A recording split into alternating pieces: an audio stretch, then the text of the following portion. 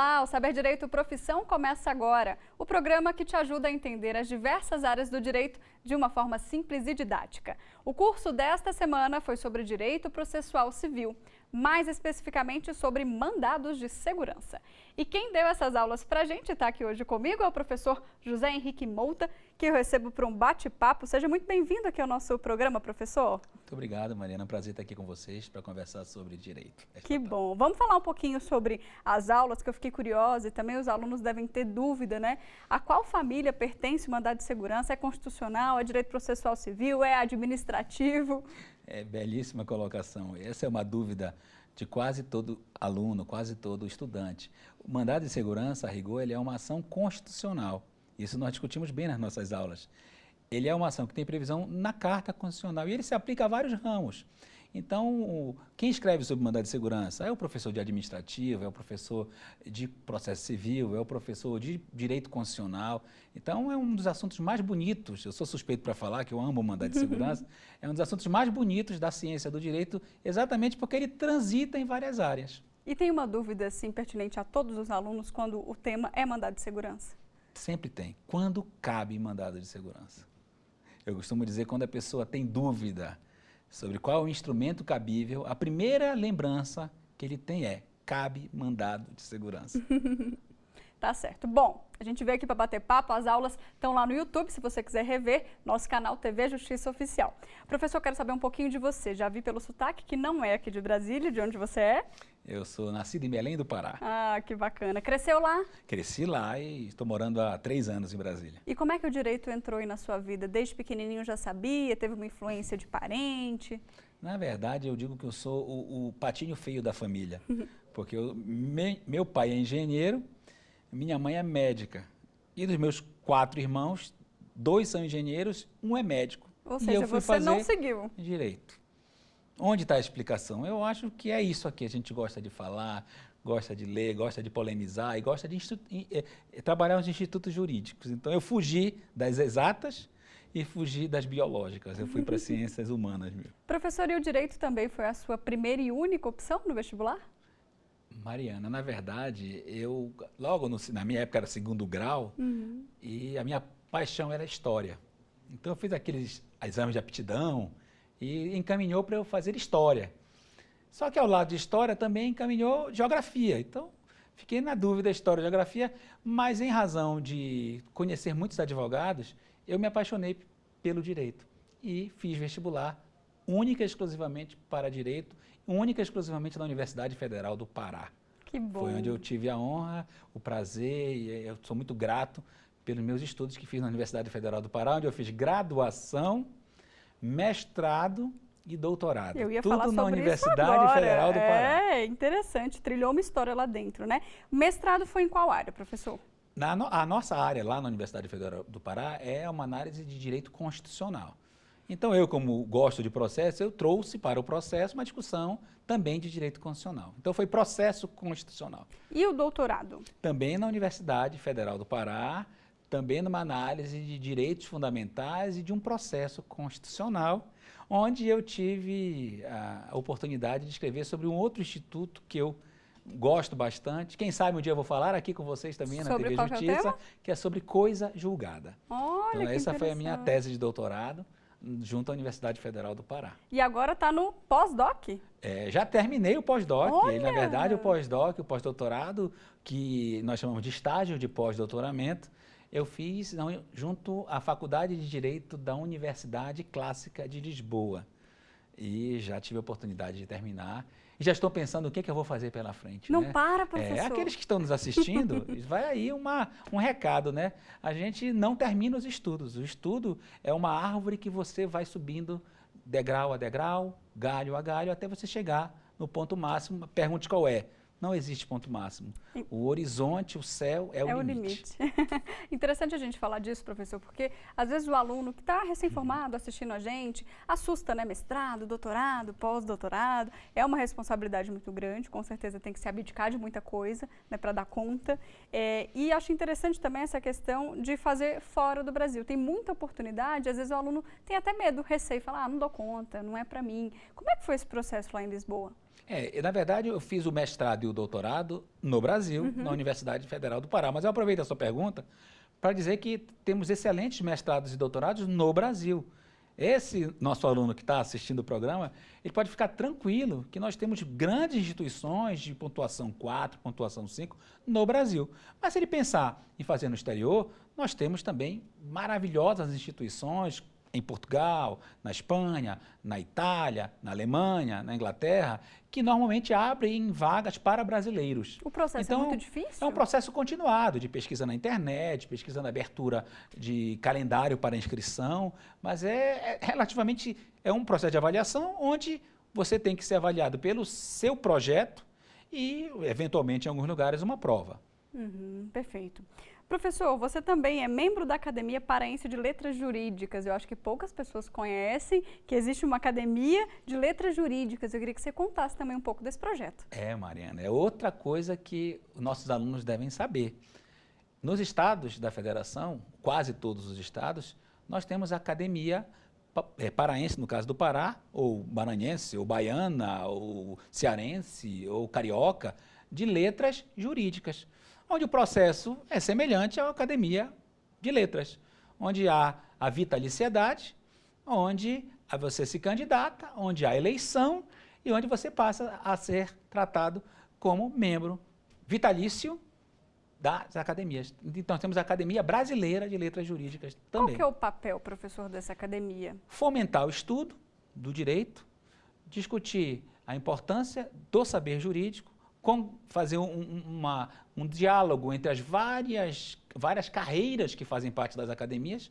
Por exemplo, na minha Academia Paraense de Letras Jurídicas, nós temos desembargadores, nós temos procuradores de justiça, nós temos procuradores do Estado, no meu caso, nós temos advogados. Então, a entrada é para juristas realmente e o principal é dialogar com a sociedade sobre a importância do diálogo e da ampliação do estudo do direito. Vou aproveitar que você citou a sua função, queria que você me contasse um pouquinho dessa estrada, né? Porque hoje você é procurador, mas como é que foi o início, logo depois de formado, que é aquele anseio de todo jovem, né? O que eu vou fazer agora?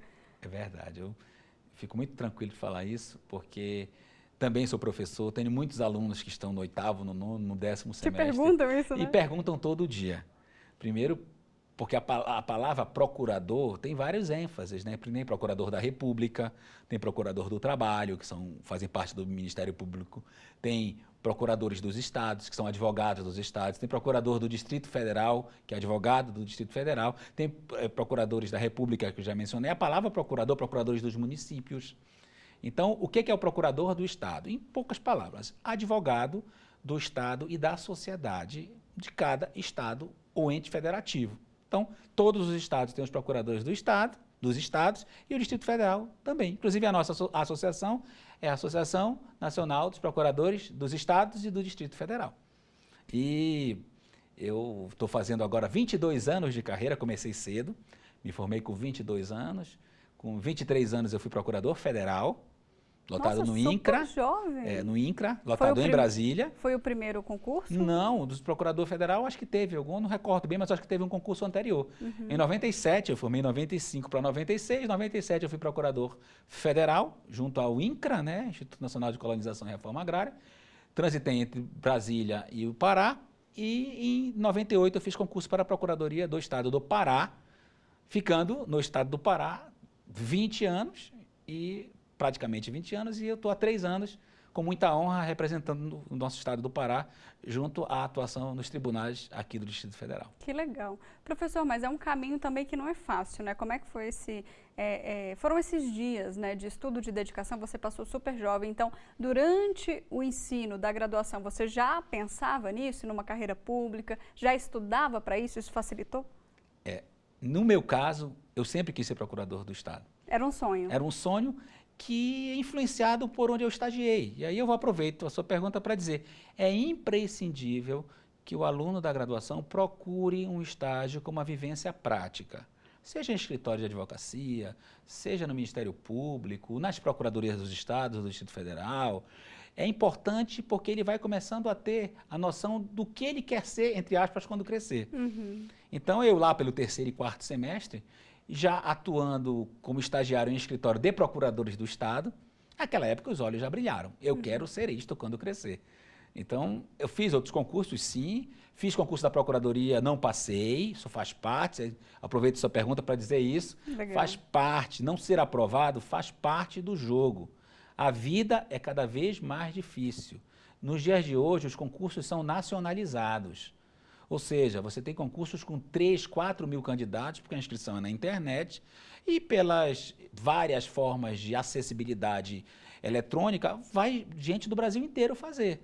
Então, não se preocupe com isso. Só para complementar, 3 mil, 4 mil por vaga. Por vaga. Eu não se preocupe, eu digo o seguinte, a sua vaga, você concorre com você mesmo. Tem concursos como Procuradoria da República, Procuradoria do Trabalho, Magistratura Federal, que eu não tinha mencionado, um concurso maravilhoso, também, né? Importantíssimo, que sobram vagas. Por que sobram vagas? É porque é um curso extremamente difícil. Concluindo, não se preocupe se são 4 mil candidatos. Se preocupe com a sua preparação, que o seu caminho está sendo traçado. E não desista, porque se você desistir no primeiro obstáculo, você não vai conseguir alcançar os seus objetivos. Verdade. Professor, chegou uma pergunta aqui pelo WhatsApp da Carolina, ela está no 9º semestre e tem, como todos os alunos, dúvidas, né, sobre essa profissão. Pode rodar aqui. Professor, na sua opinião, quais os maiores erros cometidos por recém-formados no mercado de trabalho e o que eles deveriam se atentar? 2 perguntas em uma, Vamos lá. A Carolina fez 2 perguntas extremamente importantes. Eu diria que os maiores erros fazem parte do momento que o aluno de 22, 23, 24 anos está formando, tem aquela ânsia de saber. Então, os erros são erros que qualquer um pode cometer. Agora, uma coisa é certa, você não pode ter esse erro como um obstáculo para você crescer. E aí eu respondo a segunda parte. Como superar? Você tem que continuar estudando, continuar tentando, perguntar para quem tem mais experiência. Eu pergunto sempre. Eu sou aluno dos meus colegas. Eu gosto sempre de trocar ideias. De repente, você não tem conhecimento de determinada matéria. Então, perguntar é muito melhor do que você fazer sozinho e se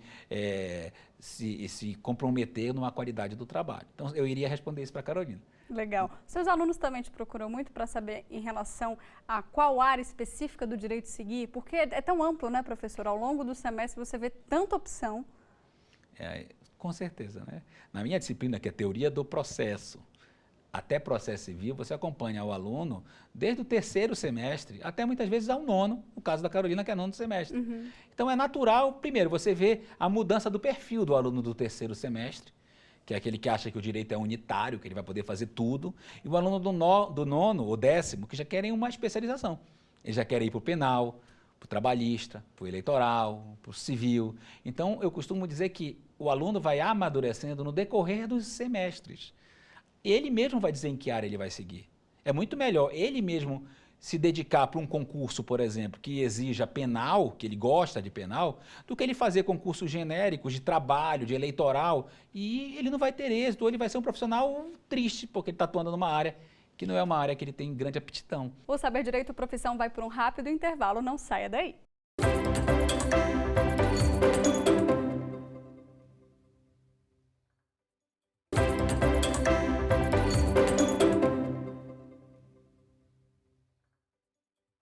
Estamos de volta com o professor José Henrique Bouta, que essa semana esteve com a gente, dando aula então sobre mandados de segurança e hoje está aqui comigo para bater papo, né, professor? A gente já conheceu um pouquinho da sua história no primeiro bloco. Professor, e hoje em dia, com essa tecnologia, esse contato com o aluno não está só dentro da sala de aula. Essa é uma grande realidade. O professor de hoje não é mais o professor de sala de aula.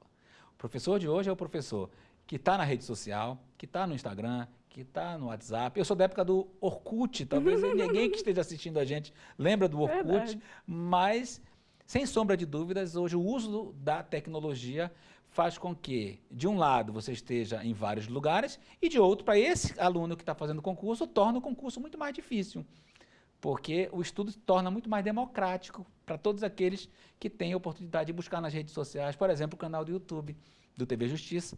E ele vai buscar várias aulas em qualquer lugar do Brasil. O aluno hoje, então, ele tem como encontrar o professor dele em todos os lugares. Falando nisso, professor, educação à distância. Você dá aula também nessa modalidade ou não? Não, essa modalidade ela é própria para os concursos públicos, pelo menos na minha atuação, e nos cursos de extensão. Então, se o nosso aluno que está assistindo quiser pesquisar, vai me encontrar com algumas aulas gravadas no YouTube, por exemplo, ou em outras redes. Isso faz parte desse processo de democratização do ensino. E para você, o aluno tem que ser ainda mais disciplinado por não ter ali a sala de aula, né, o professor no quadro. Depende dele, né, ele acabar o curso. É verdade. Eu, particularmente, sou de uma época que o professor era de sala de aula, né?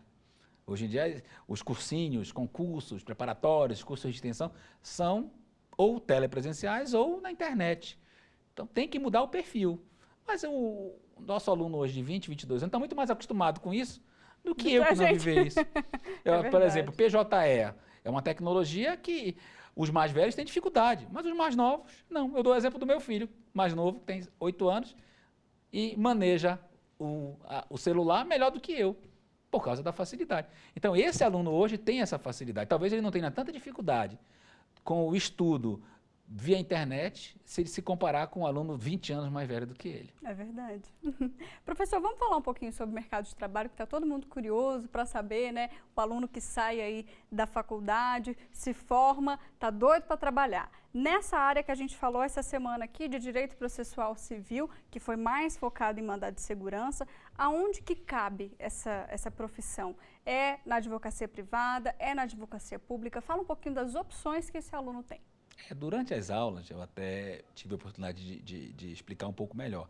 O mandado de segurança, ele é utilizado em várias frentes. Ele é utilizado penal, muito menos, né, civil, trabalhista. Então, ele é cobrado em concurso público de todas as esferas. O profissional que quer ser magistrado vai ter que estudar mandado de segurança. Procurador vai ter que estudar, promotor de justiça vai ter que estudar. Quer ser advogado? Toda hora vão surgir situações jurídicas onde o mandado de segurança vai ser importante. Então, eu iria te responder da seguinte forma: para todas as áreas do contencioso é necessário o estudo do mandado de segurança. Então, é muito prático e necessário você saber quando cabe, para que serve e o procedimento do mandado de segurança. E ainda é uma área boa, professor, para se investir? Ainda carece de profissionais qualificados? É uma área que, como eu disse, todos têm que atuar. E como o mercado é muito grande, os procedimentos, os detalhes procedimentais, a questão de competência, de recursos, de estratégias processuais, isso tudo acaba destacando um profissional com melhor qualidade técnica. Então, o estudo é importante para isso, para te colocar de forma diferencial. Porque todo mundo sabe quando cabe um mandado de segurança, quando cabe o habeas corpus, por exemplo, né? Mas poucos sabem efetivamente o procedimento, as armadilhas da lei, as armadilhas do procedimento, as armadilhas da prática, os recursos necessários. Então, o estudo é necessário para uma só coisa, para lhe diferenciar. É verdade. E se for para a gente fazer uma projeção, professor, tem alguma área aí que vem crescendo no direito, que é legal o aluno estar ligado nisso também? Eu diria que muitas áreas. Vamos citar algumas? Vamos citar direito e tecnologia. Que é algo ainda muito obscuro, né? Concursos e mais concursos, congressos e mais congressos, tem sempre uma mesa de direito e tecnologia. O uso da tecnologia do direito, o STJ debate muito isso, o Supremo Tribunal Federal debate muito isso, a OAB está debatendo muito isso, as tecnologias em vários sistemas no âmbito do direito. Então, eu diria direito e tecnologia. Na nossa área de processo civil, os olhos brilham quando eu falo, por exemplo, de processo coletivo. Então, o aluno se dedicar a esse tema, processo coletivo, processo estruturante, negócio jurídico processual, são temas muito importantes e relevantíssimos nesse processo civil pós-CPC de 15, digamos assim. Perfeito. Professor, chegou mais uma pergunta para a gente do WhatsApp, é do Samuel, ele também está no finalzinho, a reta final, 10º semestre. Vamos ver o que ele perguntou. Professor, quais são as principais orientações para que a pessoa se especialize e enriqueça seus conhecimentos na carreira jurídica? Deu para entender o que é que eu repito? Deu. Samuel, eu acho que a sua pergunta, a gente já vem conversando sobre ela, né? Formou. A principal pergunta é, e agora? Caminho praticamente obrigatório, exame de ordem. até para você ter os 3 anos de exercício. Então, de repente, esse advogado vai se apaixonar pela advocacia. Ser advogado é uma carreira, porque às vezes a pessoa tem o hábito de uma carreira pública, mas não necessariamente você vai fazer. Né? Claro, você pode, por exemplo, conciliar com uma carreira pública. Minha carreira de procurador do Estado do Pará, por exemplo, ele pode ser advogado e procurador do Estado com as restrições da lei do regime jurídico único. Agora, ele pode ser só advogado e tem uma carreira brilhante pela frente. É uma carreira maravilhosa você atuar como advogado, seja no penal, no civil, no eleitoral, no trabalhista, no processo coletivo, não importa. É uma carreira que eu sou suspeito, que eu sou advogado também, né? Mas, ao lado disso, passou o período obrigatório dos 3 anos, abre a porta para Ministério Público, magistratura. Tem outra carreira maravilhosa, Defensoria Pública, seja estadual, seja Defensoria Pública Federal. São carreiras maravilhosas. Eu digo que o estudo do direito permite que aquele bom aluno tenha um mercado de trabalho muito aberto. E a gente não pode esquecer também a sala de aula, né? Que é uma belíssima profissão. É verdade. Eu gosto de ser professor e, claro, também de ser advogado público e privado. Mas ser professor é um diferencial. É o algo a mais que faz aquilo que a gente vem conversando. Faz com que você acorde melhor do que você durma, faz com que você seja lembrado, às vezes, já aconteceu comigo, de eu estar no aeroporto, aí um aluno vem, professor, o senhor foi meu aluno no curso tal, eu não lembro, mas eu quero lhe agradecer muito, porque eu gostei muito daquelas aulas, aprendi tal coisa, caiu no concurso, e isso não tem preço, você ser reconhecido e ser elogiado por aquele esforço que você teve, né? Até porque você também teve sua referência, né? De algum professor que fez, enfim, teve um diferencial na sua vida. Com certeza. Né? A gente tem, eu até mencionei que eu atuei no escritório de procuradores do Estado que me fez me apaixonar pela carreira de procurador. Assim como eu também trabalhei com professores que me fizeram amar essa profissão. Aliás, meus pais, apesar de um engenheiro e a minha mãe médica, são os meus professores até hoje. Eles inspiraram e me inspiram a ser uma pessoa que vai levar algo além do que aquilo que você aprendeu. Você vai passar para os outros um pouco de direito e um pouco de vida. Isso não tem preço. Professor, e vem cá, como é que é essa rotina? Você dá aula, você é procurador e você advoga também na advocacia privada. Sobra tempo para alguma coisa aí? Olha, como costumo dizer, você aluno não vai ficar chateado, né? Mas final de semana, sábado e domingo, também é dia útil para quem tem uma segunda-feira produtiva. Então, assim como provavelmente a Mariana também trabalha nos finais de semana, eu costumo trabalhar. Ou quando não tem nada, eu vou ler um livro. A leitura não precisa ser livro de direito. Você pode ler um romance, ler um livro que você quiser. É conhecimento. Então, importante também para a bagagem. Vamos falar um pouquinho sobre isso, professor? Porque hoje em dia as pessoas, os jovens, né? Não vou falar as pessoas generalizando, mas os jovens, nessa era da tecnologia, como você citou, o livro ali é algo que fica um pouco de lado. Tem livro eletrônico. É verdade, o papel é uma coisa que você não tem mais. Nos tribunais superiores, a gente está trabalhando aqui, não tem mais papel, não existe mais papel, é tudo eletrônico. Então, você está acostumado a trabalhar com duas telas, a tela aqui e a tela do lado, que é a tela do processo eletrônico. Então, o livro é livro eletrônico, que seja. Eu, particularmente, por ser da geração do papel, não gosto muito de livro eletrônico, mas tenho que ler. Mas o meu aluno já está acostumado com livro eletrônico, guardado o direito autoral, lógico, é uma excelente ferramenta para você estudar. Então, livro tem demais. E não precisa, repito, ser só livro de direito. Você está cansado? Pega um romance para ler. Professor, e além do livro, tem filmes também que podem acrescentar para a bagagem desse estudante? Sem sombra de dúvida. Até algumas universidades, algumas instituições de ensino divulgam esses filmes. O 12 Homens e um Segredo, outros tantos livros que tratam de direito, julgamentos. Tem o da Erin Brockovich, que é sobre um dano ambiental muito importante, da Julia Roberts, que eu sempre indico para os meus alunos, apesar de ser um livro, um filme antigo, que também tem livro, ele é um filme que vale a pena porque tem uma pegada do direito dentro de uma tela, né? Então, você no relaxamento, você vê um filme. Então, eu sempre recomendo direito e literatura. Que bom. Vamos falar então de dica bibliográfica, porque eu vi que você trouxe o livro aí pra gente. Que livro que é esse, professor? Esse livro aqui é o livro do objeto da minha aula, né? Deixa eu dar uma olhadinha. Mandado de segurança. Nós estamos aí... E é seu, então quer dizer que você também é escritor. Sim, também. Temos uma quarta função aí. Esse livro ele trata do tema da aula, mandado de segurança, já está na 7ª edição, quer dizer, um livro que eu já venho escrevendo há bastante tempo, vem sendo atualizado, lei antiga, lei nova, Código do Processo Antigo, Código de Processo Civil novo, e é uma indicação bibliográfica sobre o objeto da nossa aula, mas a gente, como não precisa dormir, né, a gente costuma também escrever outros livros, outros artigos, tem muitos livros coletivos de direito, e a gente costuma participar também. Professor, mas esse livro aqui, ele é um livro de fácil entendimento, aquele aluno da graduação entende, ou é um livro mais profundo, para quem já está naquele debate de pós? Ele tem uma análise prática, né? Então, ele ajuda o aluno da graduação na parte teórica, eu trago alguns exemplos, eu debato, eu discuto e converso com a jurisprudência brasileira. Então, ele dá uma visão prática que ajuda o aluno, esse aluno que está formando e que quer entrar no mercado de trabalho. E, claro, o concurseiro também tem uma boa... Os dois públicos. Tem uma boa base aí para caminhar no estudo do mandado de segurança. Que legal. Além desse livro aqui, alguma outra dica para o aluno que está assistindo, que gosta da área, que quer ler mais sobre o assunto? Tem o livro Coisa Julgada, que foi minha tese de doutorado. Ele é um livro que eu indico também. E tem muitos livros que são coletâneas de textos sobre o Código de Processo, porque o nosso CPC, ele tem 4 anos em vigor. Então, é evidente que a doutrina do Código de 2015 está sendo feita agora, no cotidiano.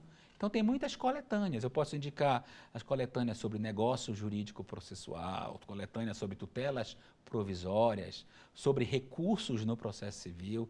Então, tem muitas obras de processo civil que eu posso indicar. A gente pode falar 2 horas aqui sobre a bibliografia do novo Código, que não é tão novo assim, tem 4 anos, mas essa bibliografia é uma bibliografia que pode ajudar, sim, o nosso aluno a ter sucesso aí no estudo do processo. Como você falou, a legislação muda, né, professor? O aluno às vezes tem dúvida de onde encontrar uma fonte segura de informação, porque isso é muito importante. A internet está ali para todo mundo, mas não é todo link que é confiável.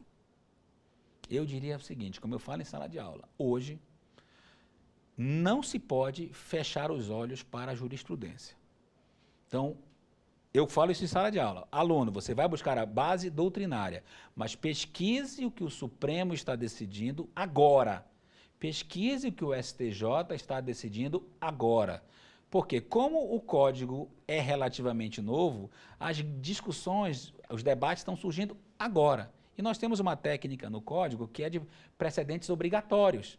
Então eu tenho que saber quais são os precedentes obrigatórios do Supremo. Nada melhor do que, fazendo aqui a indicação, assistir o TV Justiça na quarta-feira à tarde ou nas quintas-feiras à tarde. As sessões do plenário do Supremo são obrigatórias para todos aqueles que querem ter e conhecer o que pensa o nosso Tribunal Máximo. Eu não posso fechar os olhos para isso se eu quero me destacar no mercado. É verdade. Dá para vir aqui também, presencialmente, assistir, Sim. Que é uma ótima experiência para os alunos, né? Sem dúvida, sem dúvida. Professor, nosso tempo acabou. Eu agradeço aqui a sua participação no programa. Muito obrigada. Eu que agradeço a oportunidade. Você aí de casa pode continuar com a gente pela internet. Acesse tvjustiça.jus.br e não deixe de acessar o nosso canal no YouTube, TV Justiça Oficial. Muito obrigada pela sua companhia. Te espero na semana que vem. Tchau!